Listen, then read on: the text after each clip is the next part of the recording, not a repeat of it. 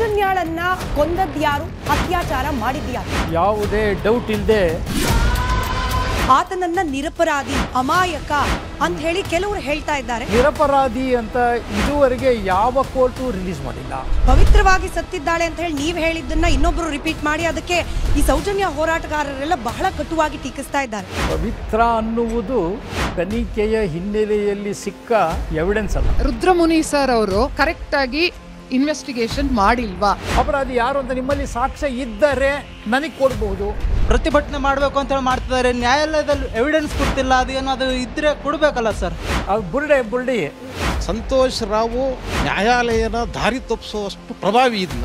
ನಾನು ಪ್ಯೂರ್ಲಿ ಕಾಕಿ, ನಮ್ಮ ದೇವರು ಕಾಕಿ, ನಮ್ಮ ಕೆಲಸ ಕಾಕಿ, ನಮ್ಮ ಉಸಿರು ಕಾಕಿ.